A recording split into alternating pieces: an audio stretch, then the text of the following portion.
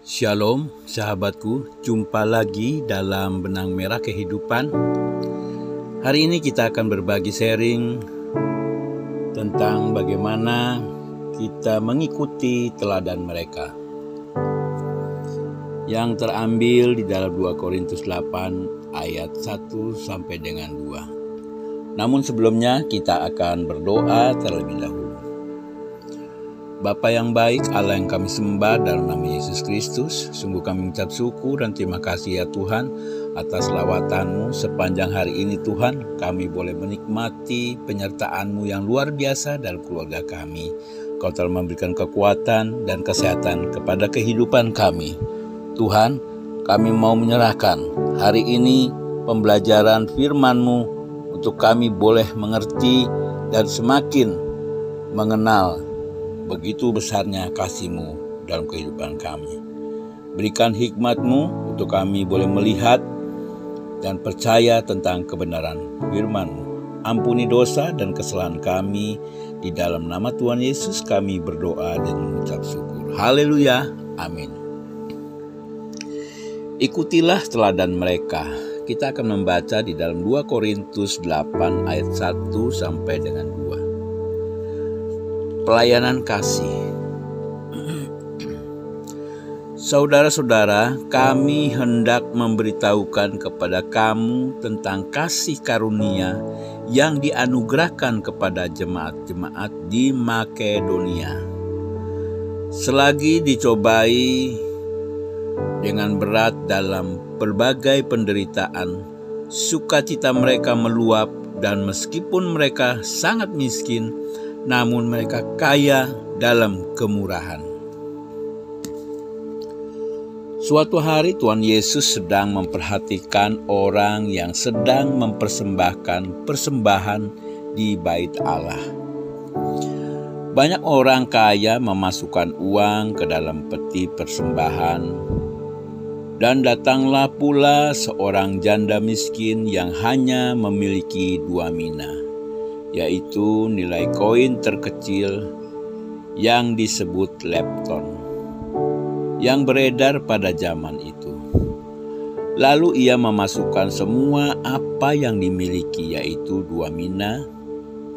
Pemandangan itu menyentuh hati Tuhan Yesus. Lalu ia memanggil murid-muridnya dan berkata, "Sesungguhnya janda miskin ini memberi lebih banyak daripada semua orang yang memasukkan uang ke dalam peti persembahan. Sebab mereka semua memberi dari kelimpahannya, tetapi janda ini memberi dari kekurangannya, semua yang ada padanya, yaitu seluruh nafkahnya."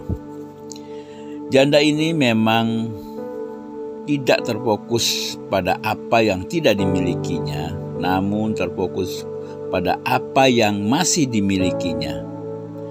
Dia belajar untuk taat kepada perintah Tuhan. Bagaimanakah dengan kita? Bukankah kita mudah untuk memberi dalam kelimpahan?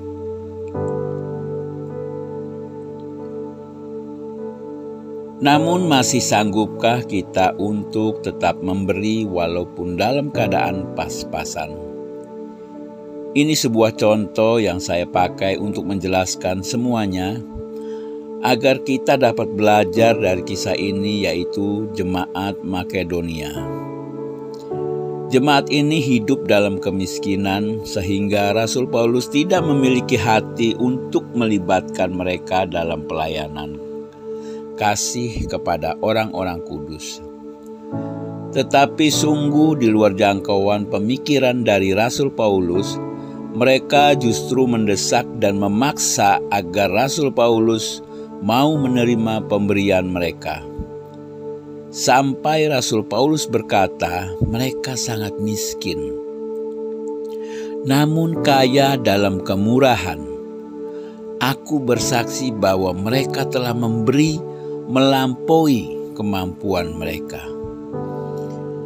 Kita dapat belajar dari mereka karena kita seringkali bersembunyi di balik kemiskinan dan kekurangan kita agar dapat dimaklumi. Kalau kita tidak memberi namun berbeda dengan jemaat Makedonia, mereka memiliki kebesaran hati untuk tetap dapat memberi di tengah keterbatasan mereka. Dengan demikian, alasan untuk kita tidak dapat memberi sesungguhnya bukan terletak pada situasi keuangan kita, melainkan lebih kepada situasi rohani kita. Karena kemurahan hati sangat erat hubungannya dengan kualitas kerohanian yang kita miliki. Oleh sebab itu, marilah kita mengintrospeksi diri apakah kita sudah melatih diri kita untuk memberi. Jangan menunggu sampai kita memiliki semua yang kita inginkan, tetapi belajarlah di tengah keterbatasan yang kita punya, agar kita tetap memiliki hati yang berkemurahan. Belajarlah juga seperti janda miskin, ia tetap mampu memberi yang terbaik di tengah kekurangan. Kalau kita pelajari dari firman ini, banyak orang-orang jika mau memberikan yang terbaik kepada Tuhan melalui persembahan, itu kalau sudah Tuhan memberkatinya. Dari peristiwa janda miskin ini, kita selalu diajarkan bagaimana kita memberi dalam keterbatasan. Walaupun kita tidak mempunyai sesuatu yang terbaik, tapi kita bisa belajar dari janda miskin ini. Dia mempunyai keterbatasan, tapi dia mau memberi dengan hati yang tulus.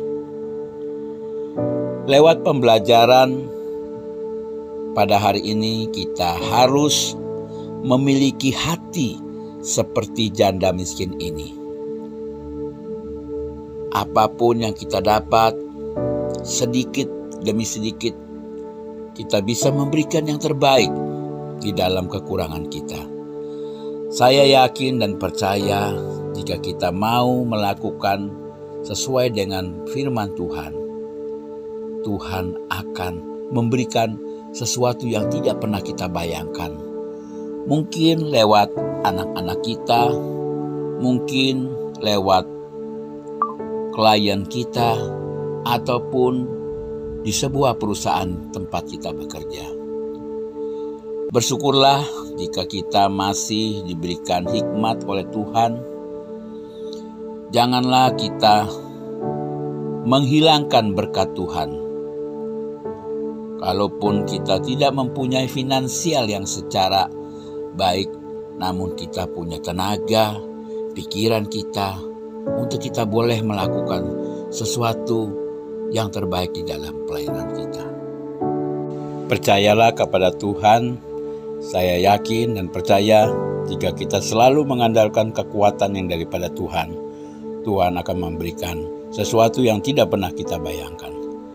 Terima kasih, mudah-mudahan dengan pembelajaran ini kita semakin mengerti dan semakin tahu bagaimana Tuhan memberikan kita pelajaran yang terbaik dalam hidup ini. Terima kasih, Tuhan memberkati kita.